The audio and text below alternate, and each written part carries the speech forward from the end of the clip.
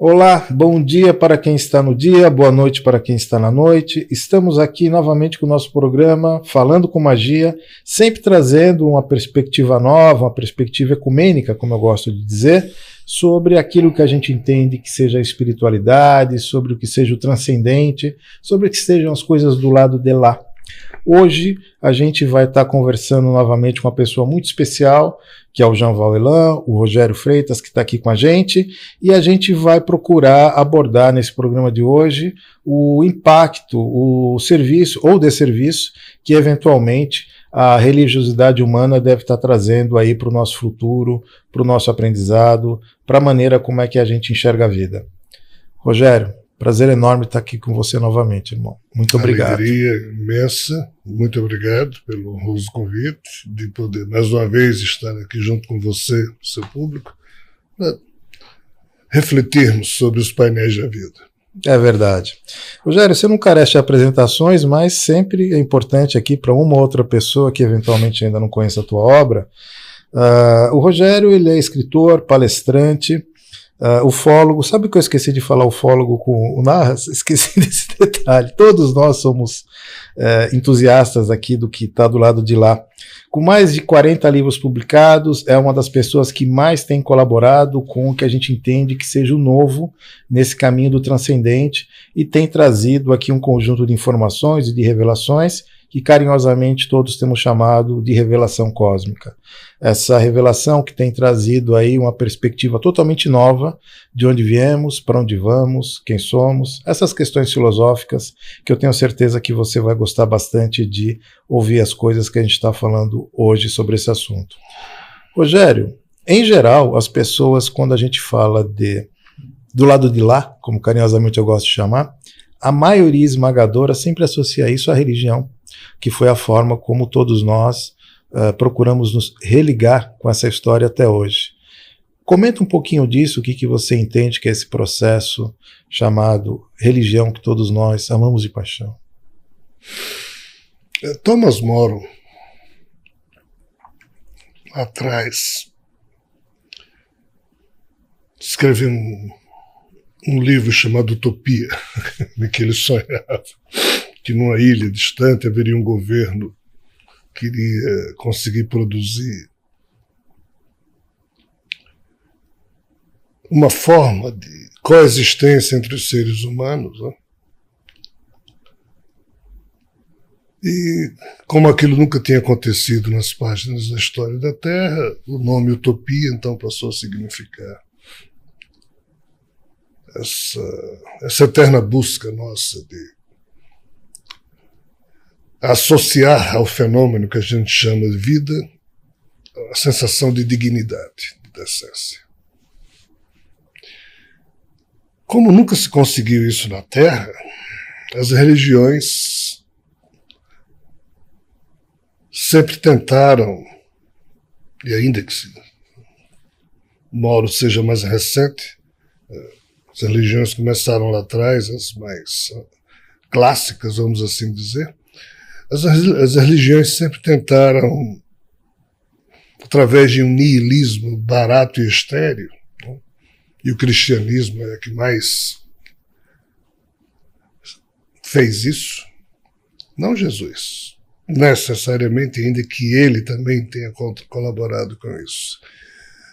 É o niilismo aplicado à vida terrena que o cristianismo nos legou, é no sentido de que a gente não deve esperar nada nessa vida, porque utopia mesmo, ou seja, vida boa, digna, decente, só no céu.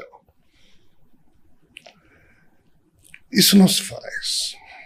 Isso não deveria ter sido feito. Como ser humano, como cidadão político, eu acho belíssimas as bem-aventuranças de Jesus, né? mas acho que a turma não compreendeu direito. E acho que o próprio Jesus deveria ter feito um complemento, mas,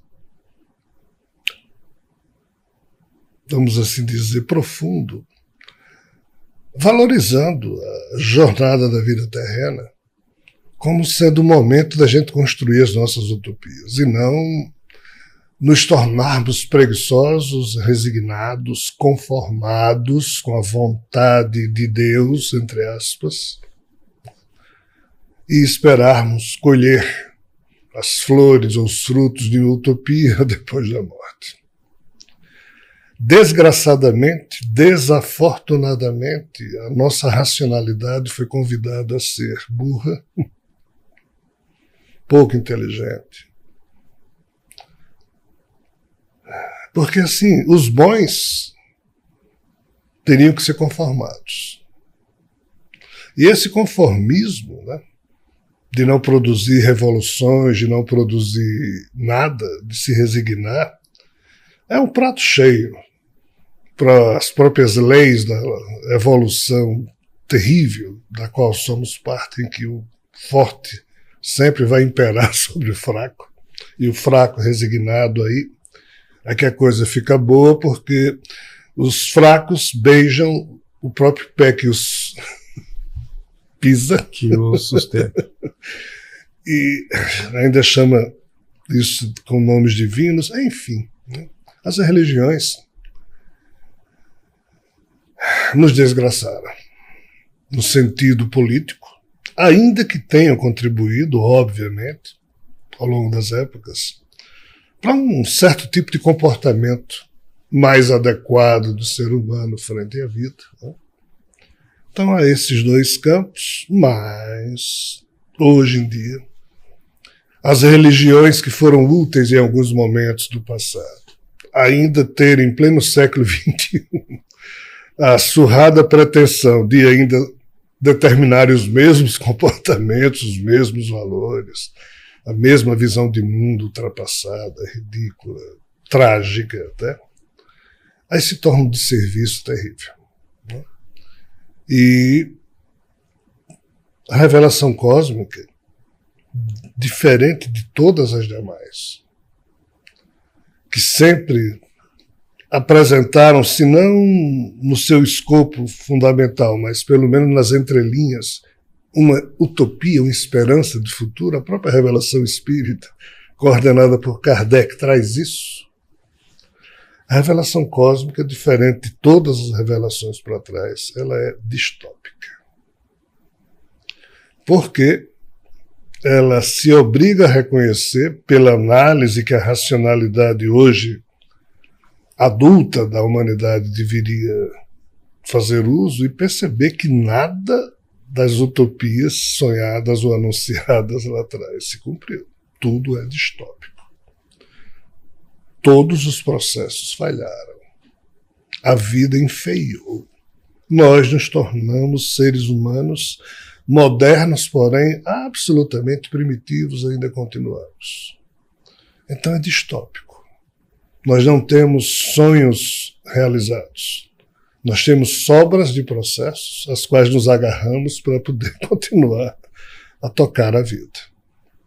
O próprio livro que eu lancei, Nem Deus, nem Darwin, nem Javé, A Evolução Possível. Esse último agora, o penúltimo. O penúltimo. Já teve Shiva. Sim, teve Shiva depois. E a Origem Esquecida do Yoga. A evolução não foi do jeito que Deus quis, ou Javé quis, ou Darwin detectou. É que foi possível acontecer.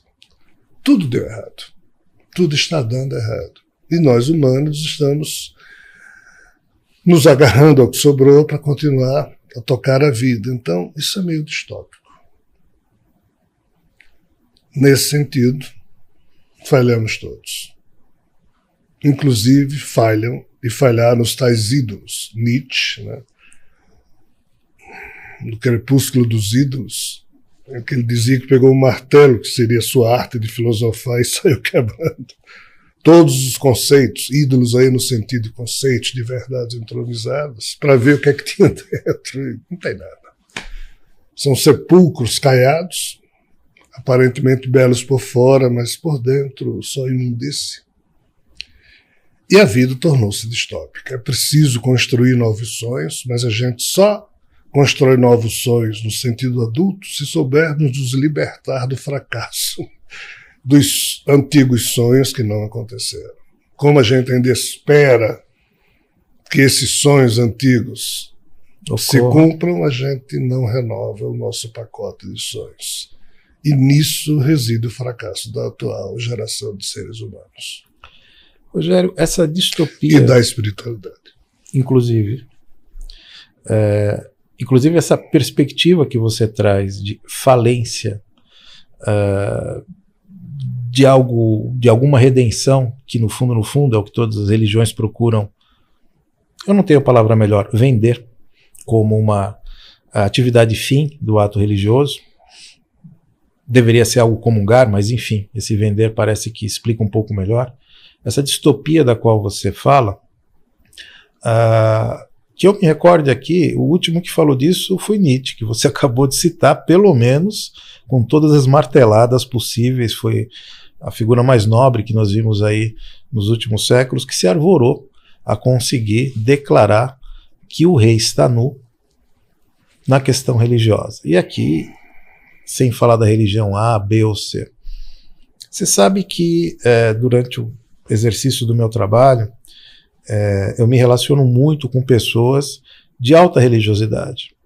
Pessoas, inclusive, que eu tenho o maior profundo afeto por elas.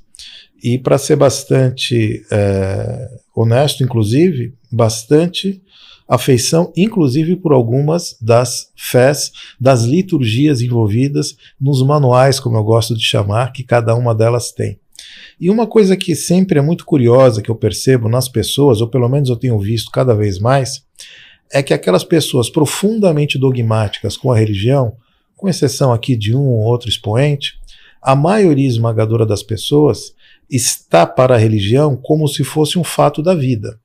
Ou seja, ela tem que ter uma família, ela tem que ter um casamento, ela tem que ter um time de futebol e ela tem que ter uma religião. Quando ela está fora do contexto religioso, ela se sente socialmente apartada. Isso é uma coisa muito curiosa que a religião, as religiões conseguiram fazer com isso.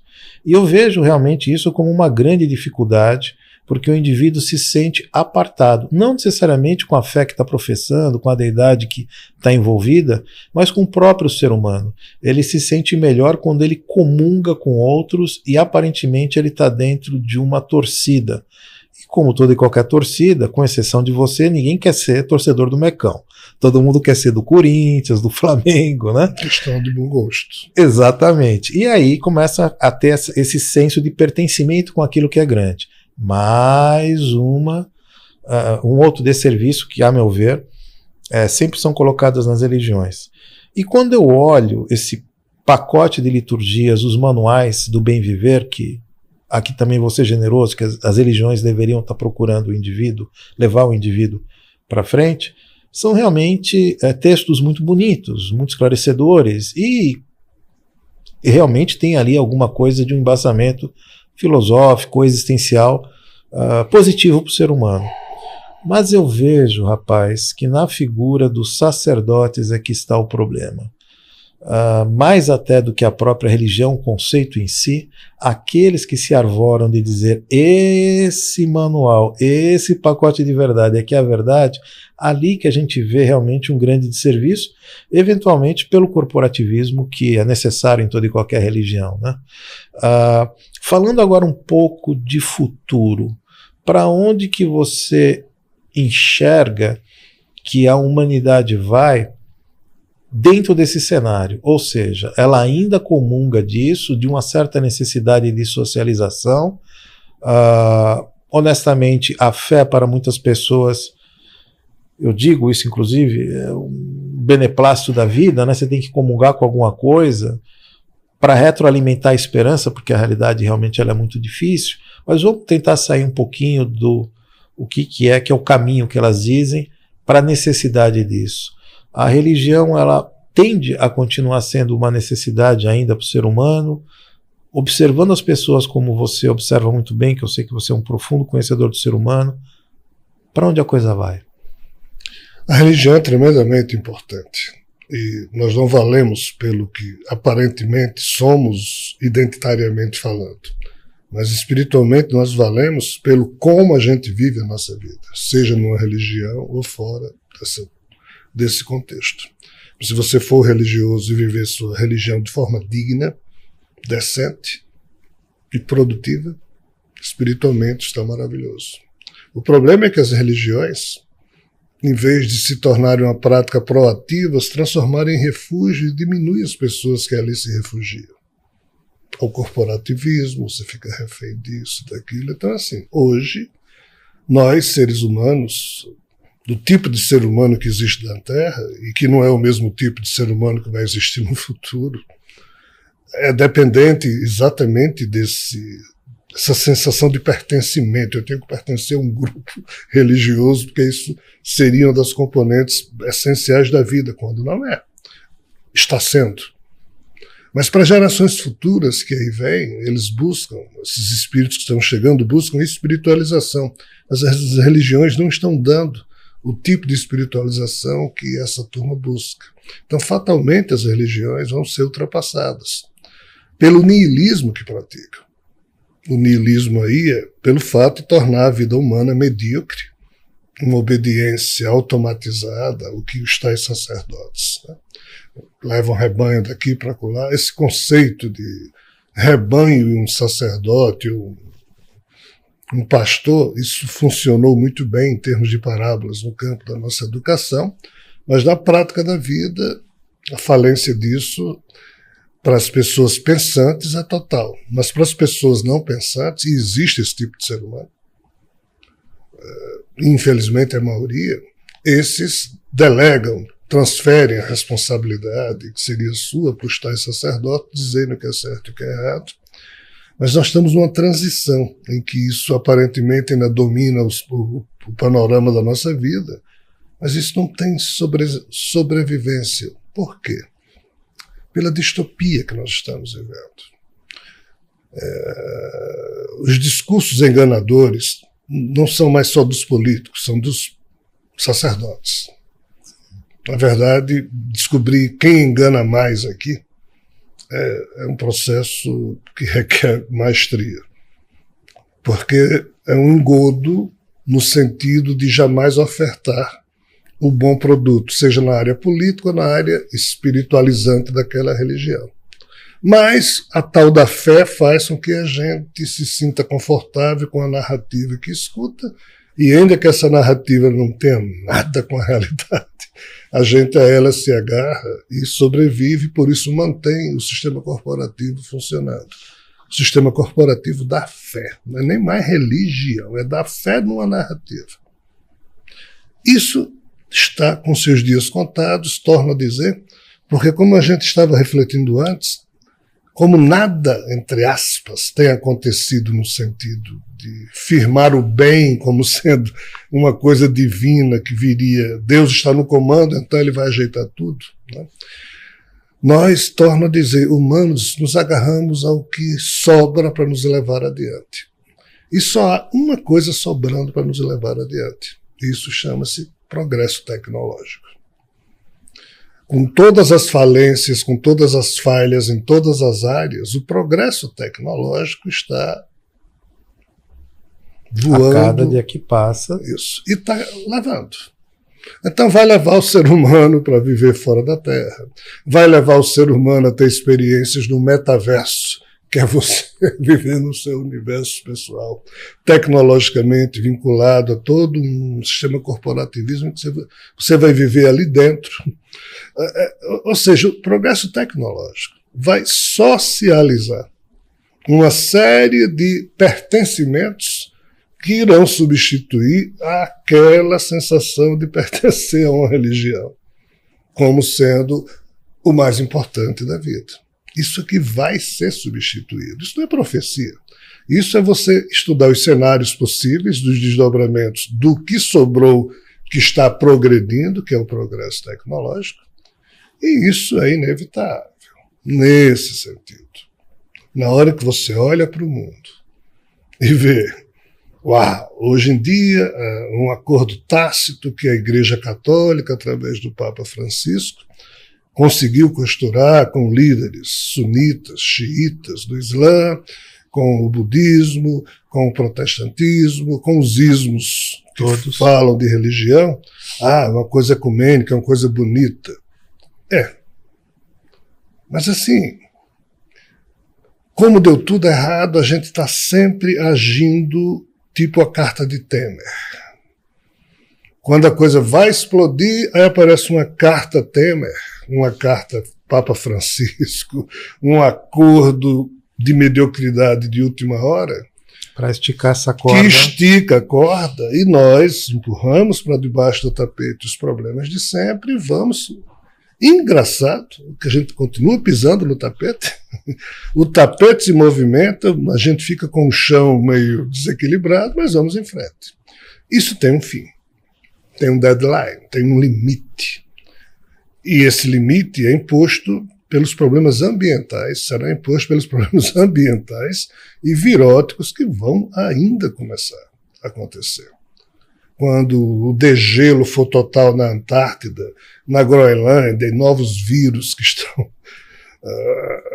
bactérias, protozoários que estão lá embaixo começarem a dar suas risadinhas, ou seja, o mundo ainda vai ser açoitado por uma série de processos em que não haverá o Deus da crença dos humanos, um Deus está no comando, irá nos proteger, a noção de que estamos órfãos será inevitável, mesmo visitado por extraterrestres, a gente vai perceber que ninguém vai fazer nada por a gente, somos nós que temos que aprender a fazer, e a gente vai ter a terrível certeza de que só a tecnologia nos leva adiante.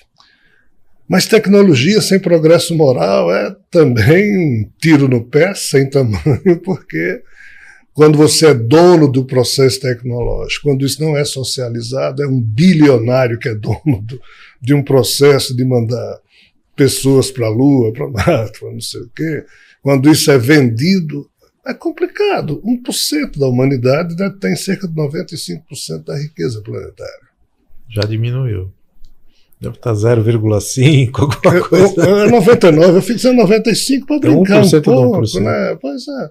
Mas assim, isso não tem como ir muito adiante. Ou tem o progresso da humanidade, se resumirá ao progresso da elite humana.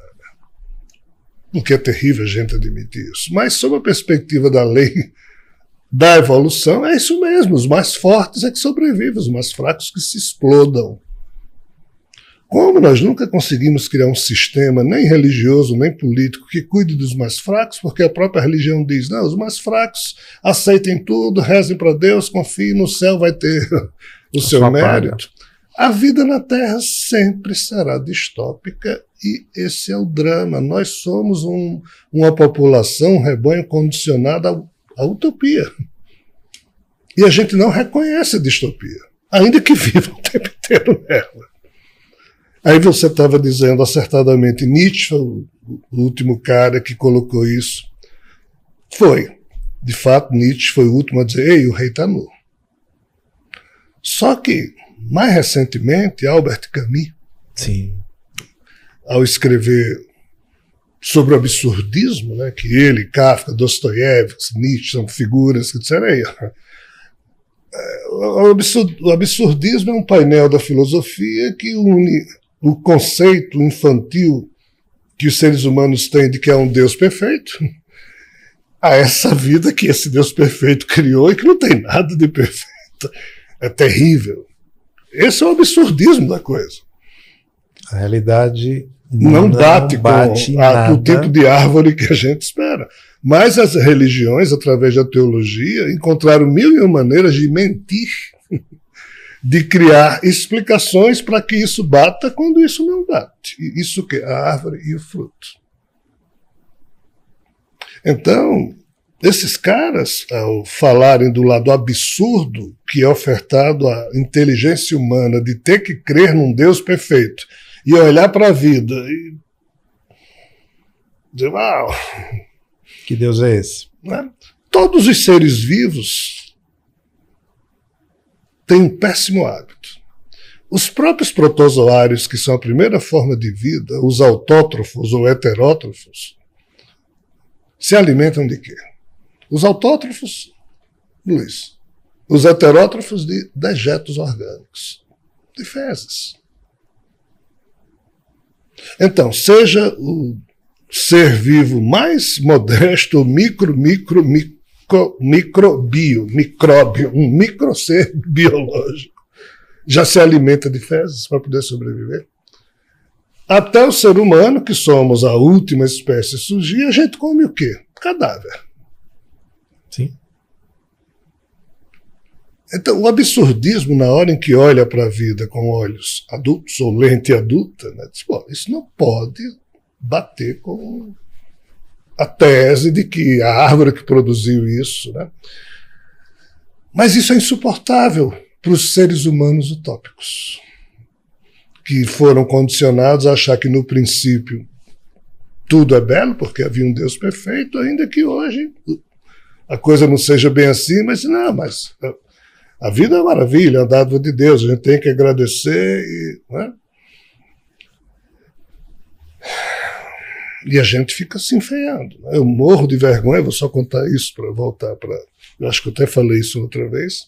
Quando o professor Hermógenes, sim, grande Hermógenes, ainda estava aqui conosco, hoje ele continua conosco na espiritual. Às vezes Hermógenes, quando ia Natal, ele me ligava e a gente ia almoçar num dos hotéis ali da Via Costeira, onde a proprietária do hotel sempre tinha lá um quarto disponível para Hermógenes, sempre que ele quisesse ir lá. Aí a gente estava conversando, aí chegava o almoço, Hermógenes, eu acato, eu aceito, eu agradeço. E eu ficava olhando assim, e eu não dizia a mesma coisa que ele. Aí, a primeira vez que ele fez isso, que ele viu que eu não disse nada, ele abriu um olho assim e olhou para mim. E eu morrendo de vergonha com a minha feiura, mas eu não queria ser falso. Eu não quis repetir. Né? Aí lá para as tantas, numa outra vez que a gente também estava almoçando, ele esqueceu que fez lá a oração dele e eu calado. Aí ele disse, você não... Eu disse, não. Aí ele parou assim, eu disse, não, e não vou lhe explicar por quê. Porque eu não quero ser mais feio além do que eu sou. Ele disse, você deve saber de coisas que eu não sei, né? Eu disse, não necessariamente, essas coisas que eu penso saber eu posso estar errado. Mas eu sou alguém feio, Hermógenes. Aí a gente brincou um com o outro, mas assim, chega um ponto em que quando você vai para o absurdismo, quando você estuda, quando você se aprofunda, você não consegue mais ser superficial. Você falou do absurdismo, que eu acho que talvez fosse a matéria mais importante de ser estudada hoje, ainda que muito difícil, até porque tem muito pouca gente adulta, de fato, como você colocou, e talvez essa seja a mecânica que faz funcionar ainda a religiosidade, a religião, de uma forma tão aguda ainda nos nossos dias. Você sabe que eu me envolvo muito com essas questões, tem muitas pessoas religiosas que trabalham, que estudam comigo, então, via de regra, nas minhas aulas, nos meus cursos, nos meus atendimentos, eu lido com pessoas religiosas e que têm uma certa religiosidade. Essa religiosidade, muitas vezes, é o que faz com que ela acredite no transcendente, acredite que há uma manifestação qualquer disso. E, curiosamente, outro dia, descobri um aluno nosso que ele era pentecostal. E aquilo me chamou muito a atenção. E, durante o curso ali, eu conversando com ele, até a hora que eu não me aguentei mais, eu falei assim, rapaz, como é que você lida com isso, né?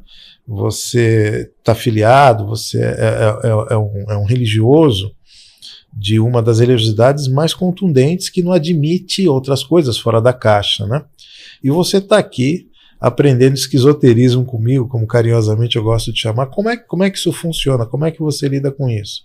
E a resposta dele foi muito reveladora, inclusive, para que eu pudesse compreender um pouco mais de como é que a mente humana funciona. E ele me disse exatamente isso, falou assim, Ari, ali está literalmente a minha vida. Minha família, meus pais, meus irmãos, meus amigos, absolutamente tudo do meu convívio social está lá dentro.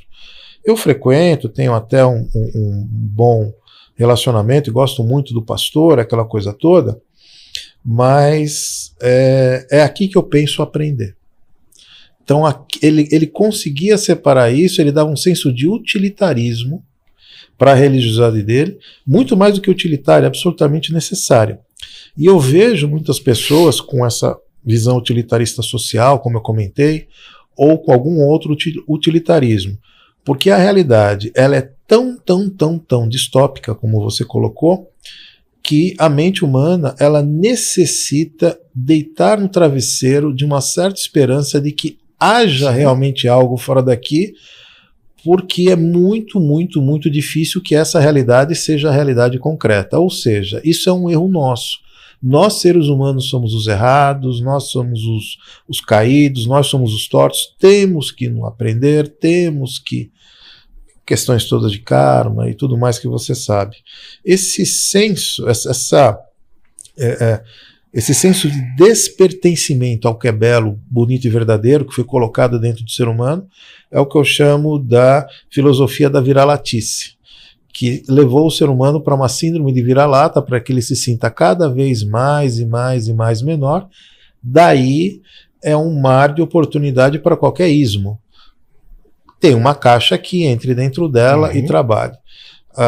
Inclusive eu arrepio dos livros da lei, como estão todas, porque isso não está ali, olha. Procure aqui na Bíblia, com exceção dos excessos aqui ou ali do Criador, que você conhece muito bem, próprio Alcorão, que eu sei que você é um grande conhecedor dele, tantos outros livros belos, ditos religiosos, a mensagem parece que é muito bonita, com exceção do mensageiro. Nesse caso específico, os mensageiros dessa mensagem parece que se apropriaram disso e fazem um mau uso muito grande. Eu comungo muito da sua opinião de que a tecnologia realmente ela vai ser a grande redenção dessa humanidade, e ao que tudo indica, ao que eu vejo das pessoas, ao que eu vejo da sociedade, isso que você pontuou como viver um metaverso, onde as pessoas vão procurar cada vez mais dentro do seu próprio ninho, do seu próprio nicho, ainda que de certa maneira socializados com outros, parece ser tendência mesmo. Cabe Deus aí dentro? Cabe. Essa noção de Deus, ela não existe todo sempre. Ela surgiu há cerca de 4.000 anos atrás na Trácia, né? Recentemente eu fechei meu último compêndio de estudos mitológicos e eu estava com 75 mitologias. São 20 aqui no continente americano, 16 na Europa, 13 na Eurásia, 12 na África, 8 no Oriente Médio e 6 na Ásia. São 75 mitologias que eu estudo a fundo.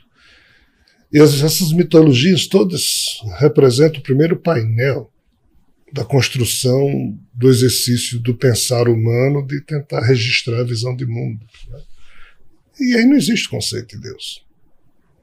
Ou seja, o que de mais antigo existe, produzido pela mente humana, em termos de tradição oral ou escrita, esse nomezinho, Deus, esse conceito não existe. Ele passou a existir depois que surgiu na Trácia, há cerca de 4.000 anos atrás. Alguém criou esse conceito lá, né?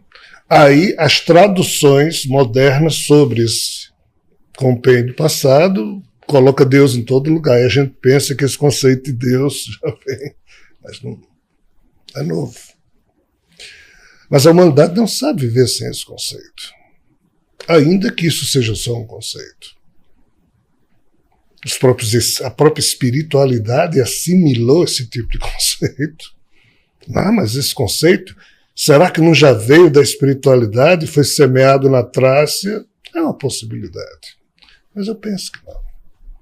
Porque o conceito que temos sobre Deus não bate com os conceitos mais profundos que existem na espiritualidade. O que foi apresentado no Evangelho, na revelação espiritual, um conceito de Deus como ser supremo, perfeito em todos os seus atributos, isso é uma lógica humana tratando de um assunto não humano. Isso está cheio de problemas.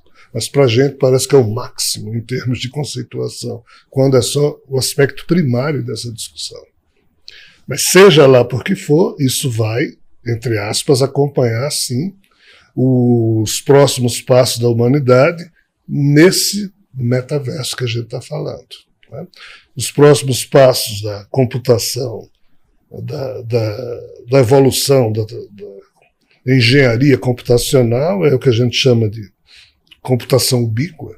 É quando o chip estiver presente em tudo, nos postes, no chão, no sapato, na roda de pneu, no banco, no DNA. Em tudo. Então é tudo chipado, é tudo monitorado. Né? E junto com isso o metaverso, que é quando você vai colocar aquele computador aqui nos olhos e aquilo ali vai ali dentro vai ter o conceito de Deus, ali dentro vai ter igrejas, templos, mas durante um período. Quando a distopia carimbar no seu aspecto mais terrível, que são os problemas ambientais, e já depois de você ter convivido com seres de fora, ter tido um primeiro contato oficial, descobrir vida aqui e acolá, e cadê Deus? Aí nessa hora em que as utopias sobre esse conceito de Deus todas também fenecerem, e as gerações futuras... Aqui tem algum problema. Existe um monte de seres por aí, mas aí talvez esse conceito de Deus lá na frente tenha que ser repensado.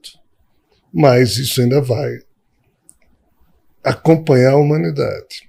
As religiões vão fenecer antes desse conceito.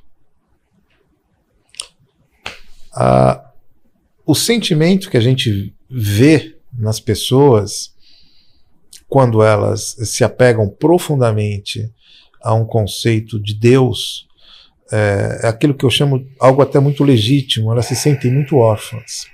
Há uma orfandade, um sentimento de orfandade, dado de que ninguém aparece, dado de que ninguém está aí, então tudo cabe, inclusive esse conceito. E me parece que as pessoas se sentem melhor, suportam melhor a realidade dessa maneira, porque a coisa é tão ruim que é melhor eu acreditar em um conceito de Deus que melhor acomode aqui as minhas necessidades emocionais, a própria necessidade de comungar com alguma coisa, né? Tem muita, eu vejo isso bastante legítimo com algumas pessoas que elas comungam realmente com a sua própria fé, e eu não consigo deixar de ver beleza nisso, ainda que eu não concorde aqui a colar com a forma como essas pessoas estão fazendo. Essa distopia da qual você comenta, e eu vejo que a gente está às portas disso, e muitas pessoas já estão vivendo literalmente desta maneira, vai tomar ares de realidade mais concreta assim que houver alguma manifestação qualquer, principalmente, supomos nós, de consciências ou seres que não habitam aqui com a gente. Eu fico imaginando o impacto que terá pela grandeza dessas consciências se manifestando, dizer assim, olha, de tudo que nós procuramos nós não encontramos nenhum Deus, não. Vai ser curioso isso. Uma palestra que eu dou, que eu digo, desculpe, Deus não está no controle. Para que eu dei esse nome, rapaz? Isso mexeu e mexe tanto com alguns fundamentos dessas pessoas, porque eu não percebia isso, mas eu dei um teco num dos pilares que a pessoa estava, e ela não aceita isso, não pode ser, alguém tem que estar no controle, não é possível que o acaso, como você coloque, o acaso seja a dinâmica realmente da vida. Essa conclusão realmente ela é muito triste. Você lembra daquela história daquele soldado japonês que passou um tempão numa ilha depois que a Segunda Guerra acabou, né? A impressão que eu tenho às vezes é que temos alguns bilhões de pessoas numa ilha lutando uma guerra que, se um dia ela teve, ela não tem mais.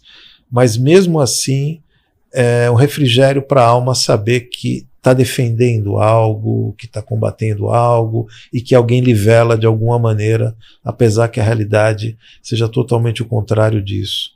Na tua opinião, Você acha que essa ilha vai caber tanta gente ainda? Tem bastante gente ainda com essa sensação de que Deus acode?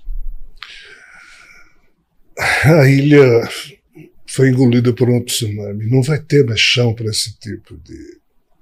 Lá na frente não vai. Por um problema bem simples.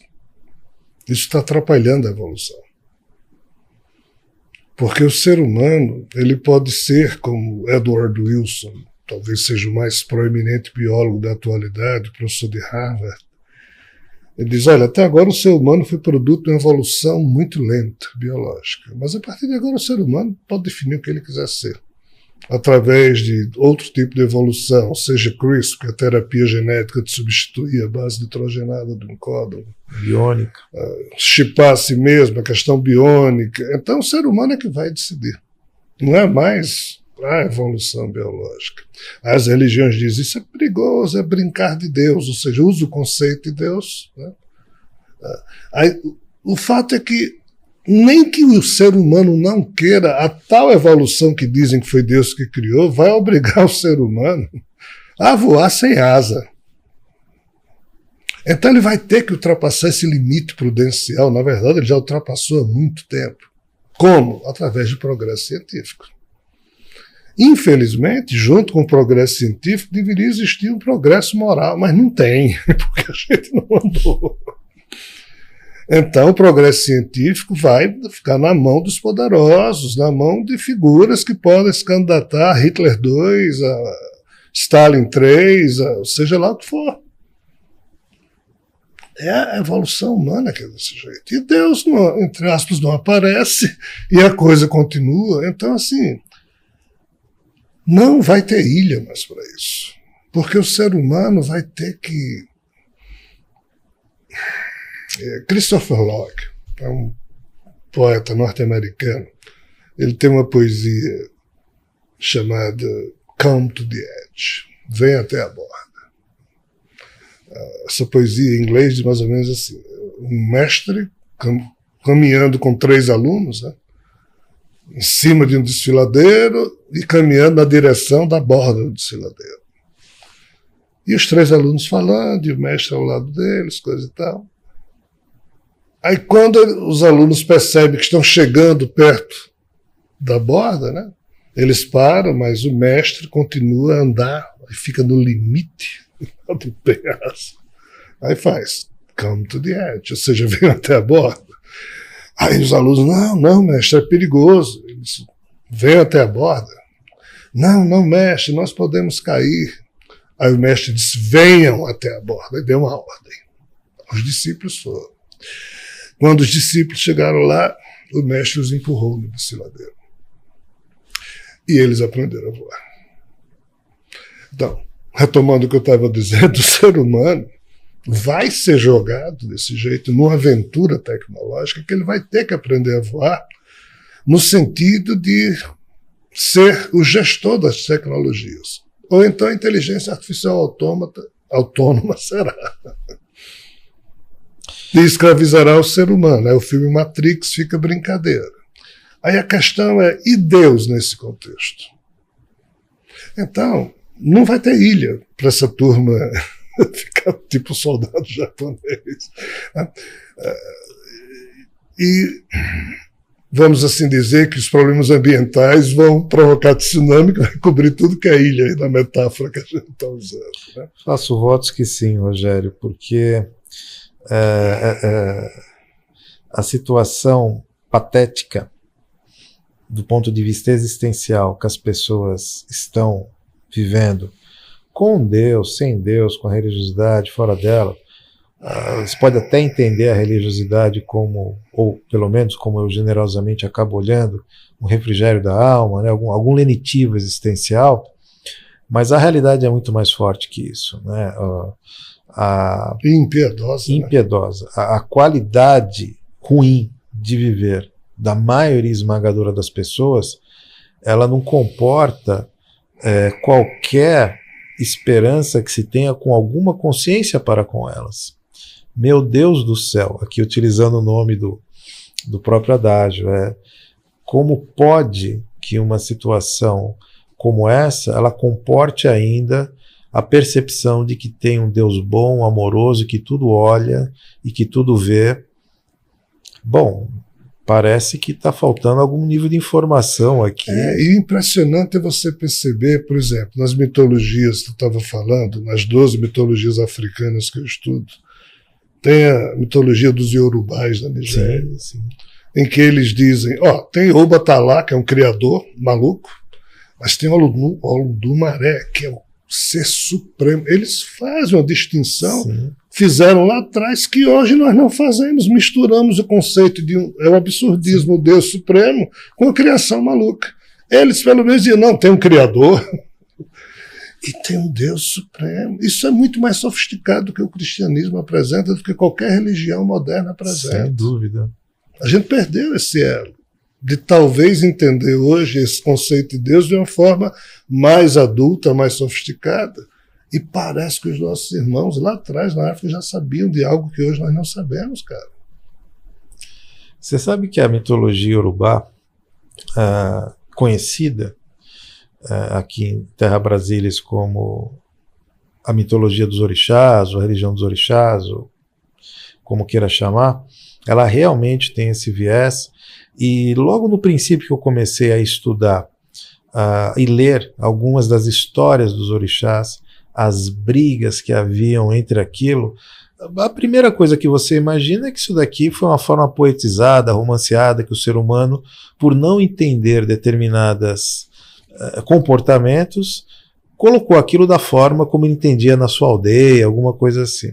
Hoje sabemos que não, que esses conflitos existiram, existem e durante muito tempo existirão, e a sofisticação em particular dessa mitologia, que aponta assim Olodum como essa consciência suprema distinta de um criador local ou de uma consciência que tudo criou, curiosamente, também, ainda dentro dessa mitologia, sabe que ela é muito pouco dita também?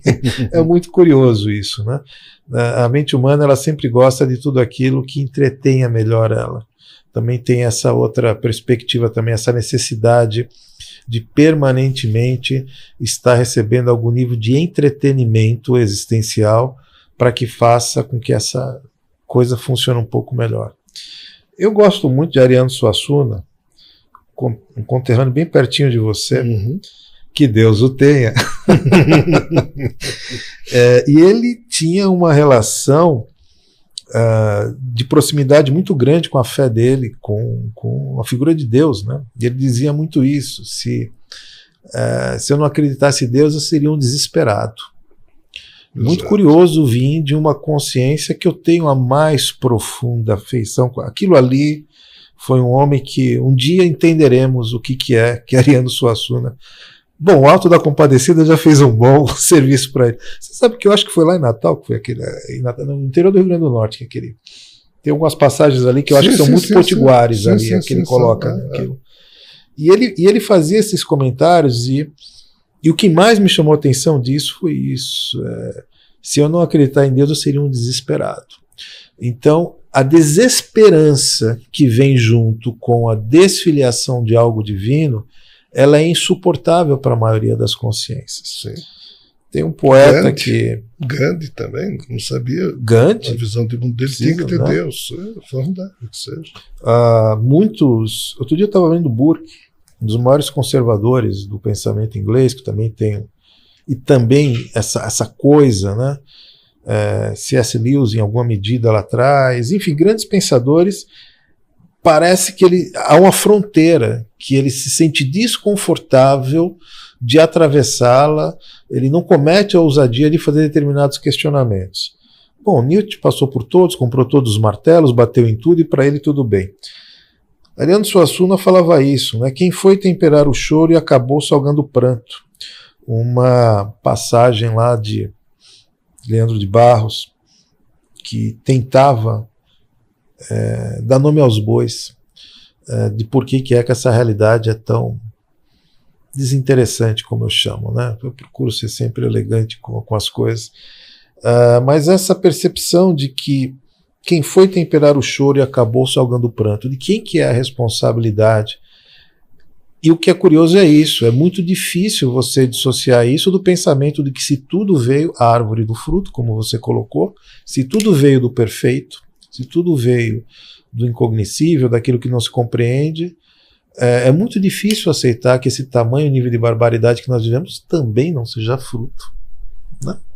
Alguma coisa assim. Mas as evidências não são fortes o suficiente. As evidências, elas não são maiores do que a necessidade de ter esperança. É o que, pelo menos, eu percebo. Mas eu sou muito pouco generoso com o corpo sacerdotal, que, no fundo, faz uso da melhor maneira possível para eles, talvez da pior maneira possível das pessoas, de reforçar esse sentimento, de se aproveitar desse tipo de situação. Me parece assim profundamente desumano isso. Eu sempre digo que das piores barbáries que eu sempre acho que a humanidade pode fazer é aproveitar da fé. Quando você se aproveita da fé do outro para isso me parece realmente uma coisa muito...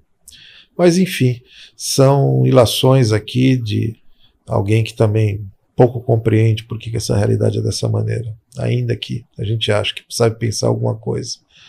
Rogério, nesse processo que você vê tecnológico,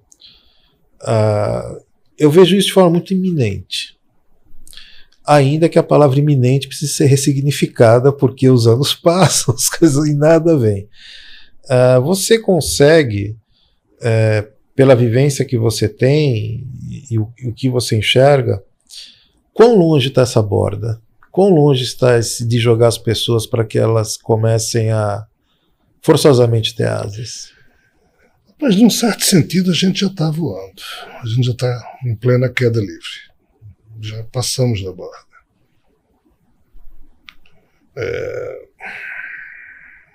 Scortetti, lá atrás, o grande ufólogo, Gonzaga Scortetti, ele tem uma frase no livro dele que eu nunca esqueci. Ele disse: o que está de pé é o cenário de uma peça que já acabou. Boa definição. Né? Então, assim, nós estamos em plena tragédia grega que já acabou há muito tempo, mas o cenário está aí. Só que a gente não notou que a peça acabou. As distopias todas já se estabeleceram. Né?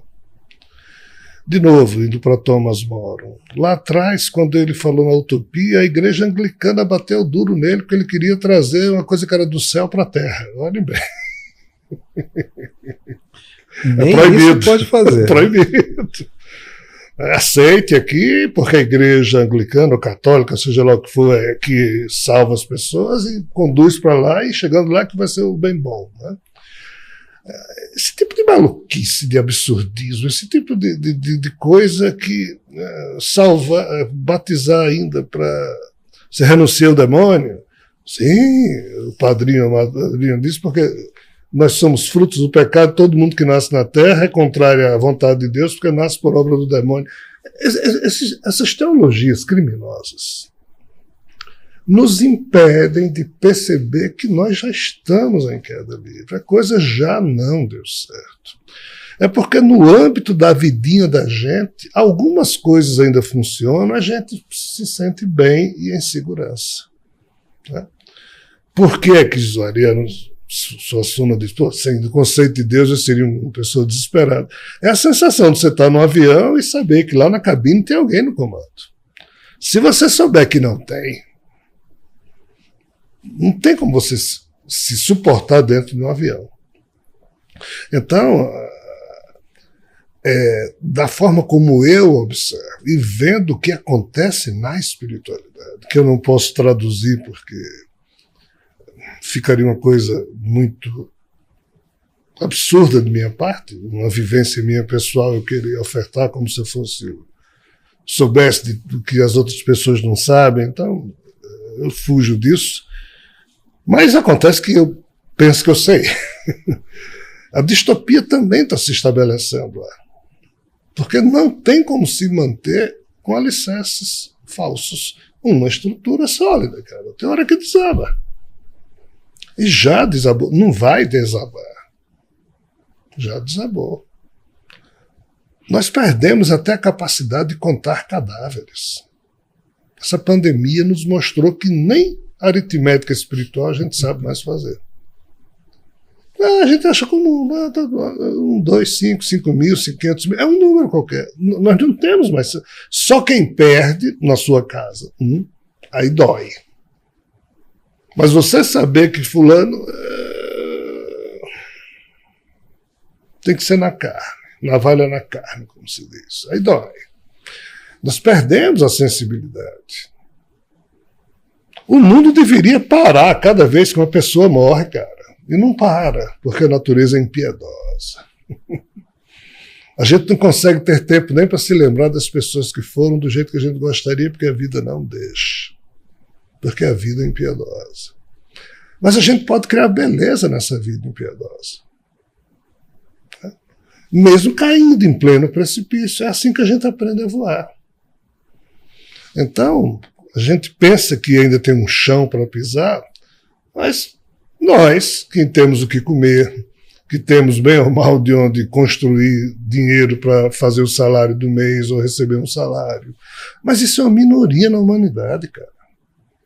Só que a mídia da qual a gente vive dá notícia disso aqui. A gente pensa que está tudo indo bem. Não está. Mesmo para esses, a pandemia pega. Você nasce numa família rica em que tem lá 10 esquizofrênicos, um que se suicida, um que sofre problemas de síndrome disso e daquilo. É em todos os lugares. Pessoas bilionárias que se matam.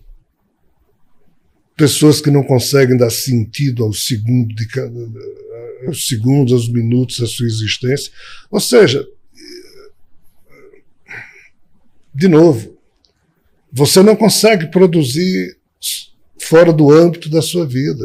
John Lennon e outros falavam com muita propriedade. Pense globalmente e haja localmente, porque não dá para você agir globalmente, só pode agir localmente. E o local aqui é você. A sua vida, você se endireitar, você se... Né? Mesmo na desgraça, mesmo caindo em pleno desfiladeiro. É assim que a gente aprende a voar. Quando as religiões falham todas e restam os caminhos do yoga, da meditação budista, ou seja, do que for para você, entre aspas, se pacificar e crescer, isso é porque você já está caindo na falência do que as religiões promoveram, né? E a religião em si não é nada. A religião significa pelo modo como os religiosos se comportam na sua prática. Então nós já estamos em plena queda. Alguns aprenderam a voar. Infelizmente, a maioria das pessoas, quase todo mundo que eu amo é refém da crença em Deus. Basicamente, penso que todo mundo quase, invertendo um pouco. Não é que um esteja certo e outro esteja errado, é o jeito de cada um. Só que isso tem apequenado o ser humano. Ele caindo no desespero, Deus, Deus, Deus, e Deus não vai me ajudar. Putz, o que é que eu faço? É aqui, nesse o que é que eu faço, que a gente tem que despertar os nossos potenciais, né? Para que a vida possa seguir. É muito curioso isso de a gente ver que a humanidade se desespera quando descobre que não tem um piloto na cabine, quando deveria levantar e ir para a cabine. Porque, na melhor das hipóteses, é uma oportunidade de você aprender a dirigir um avião. Mas o desespero parece que ainda é mais conveniente. A grande palavra que eu colocaria para a humanidade é a conveniência. É impressionante como a conveniência das coisas é o que faz com que as coisas vão para cá ou para lá. Aparentemente, parece mesmo que nós vamos precisar da falta de conveniência de algumas placas tectônicas se movendo, de mais e mais vírus, mais realidade, porque talvez aí torne conveniente para o ser humano realmente dar um bom da zona de conforto, né? Caminho para a vida. Parafraseando novamente o nosso Leandro Gomes de Barros, se eu conversasse com Deus, iria lhe perguntar: por que é que sofremos tanto quando se chega para cá? Perguntaria também como é que ele é feito, que não dorme, que não come e assim vive satisfeito. Por que é que ele não fez a gente do mesmo jeito? Porque existem uns felizes e outros que sofrem tanto. Nascemos do mesmo jeito, vivemos no mesmo canto. Quem foi temperar o choro e acabou salgando o pranto? Essa pergunta existencial que está por trás dessa poesia tão bonita dele, da qual eu gosto tanto, é impressionante como essa questão é perturbadora de se expressar, de se falar, de se olhar. Veremos dias melhores, meu irmão. Um dia a gente ainda percebe que já foi jogado do abismo, que as penas estão crescendo, de que o fundo está chegando, mas enquanto isso, parece mesmo que a conveniência será a melhor palavra para se colocar na lápide dessa humanidade. Rogério, sempre é um prazer imenso estar aqui com você, mais uma vez estar aqui com você, é um refrigério para a alma ouvir essas palavras e tenho certeza que para toda a nossa audiência. Você gostaria de fazer algumas palavras finais do que você pensa para essa humanidade tão conveniente? Pois nós temos que fazer como a ciência faz, tentar nos afastar da ignorância, sem pretender dar respostas, descobrindo os comos, ou seja, o como as coisas acontecem, mas quanto aos porquês, a gente precisa colecionar hipóteses e não pontificar a verdade como as religiões fazem, né? Porque essa coisa da gente ser minimalista, como infelizmente nós estamos sendo, ou seja, o mínimo esforço, a comodidade, né? Hoje em dia as pessoas sabem pouco, no sentido de que nada se esforçam para saber.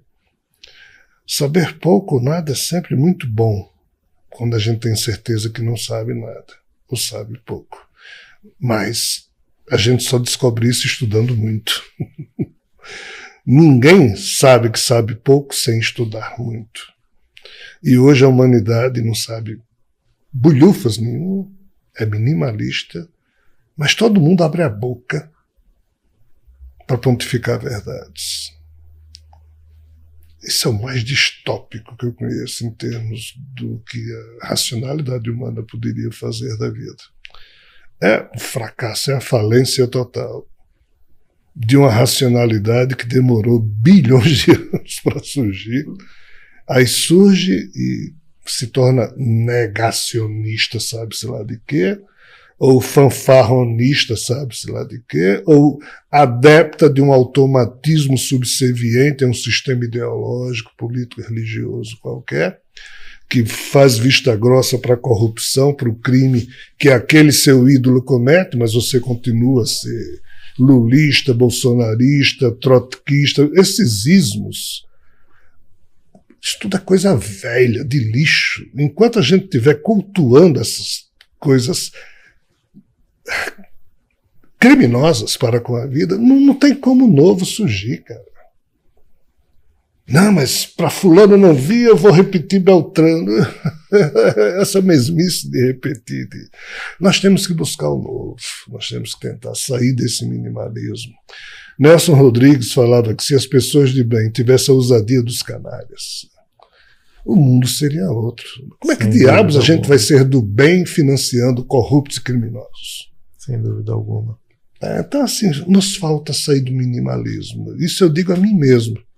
Para seu azar, você está me escutando, para azar de quem está nos escutando, está me escutando. Imagina. Pode ser um refrigério para sua alma me ter por perto, mas a minha presença é incômoda. Mas, de toda forma, eu agradeço profundamente ao meu amigo ali. Que é isso, a honra, a alegria isso. de estar aqui. Peço desculpas, eu devo ter ferido suscetibilidades, mas fica o meu pedido de perdão.